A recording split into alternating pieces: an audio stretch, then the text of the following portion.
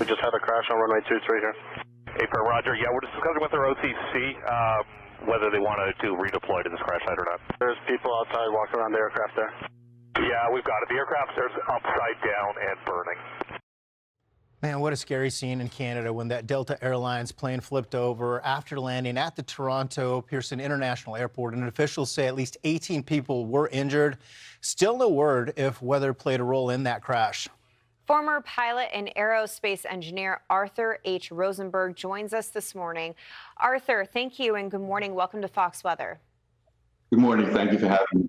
Given your experience being a former pilot and looking at what occurred with this particular flight, how can something like this happen?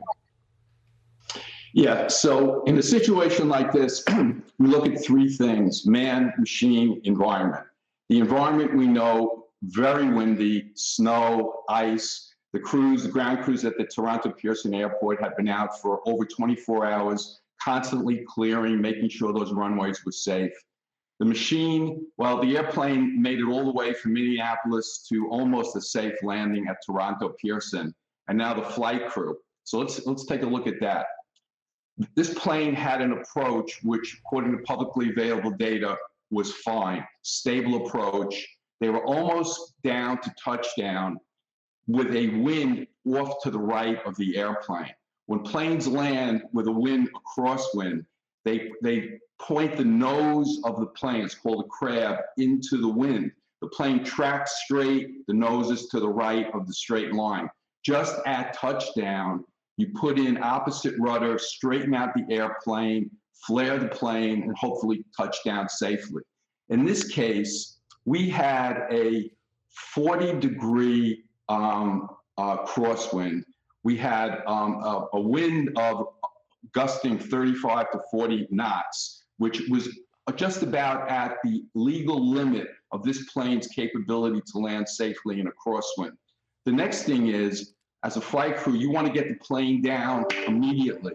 So I believe what happened here was this flight crew was faced with a strong crosswind, 10, 15 feet above the ground. They straightened the plane out. They landed very hard.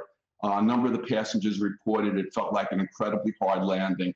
At that point, there probably was damage done to the right landing gear, may have perforated the right wing tank, precipitated a loss of control, and at that point, the flight crew up front was basically just the passengers along with everybody else. The plane was out of control. I question the efficacy of this flight crew to continue to make this approach under these conditions.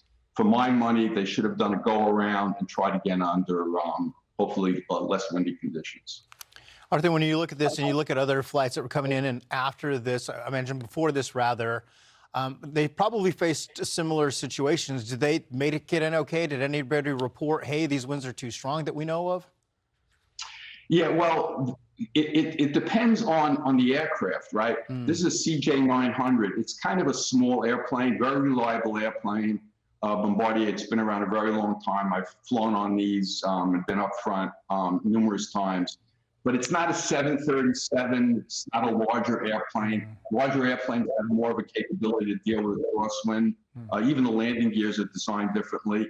You know, this is kind of a basic jet that has to be handled somewhat with kid gloves in weather conditions like this. So to compare prior flights, other flights with this aircraft and the conditions that existed when this plane was on short final and touching down are unique.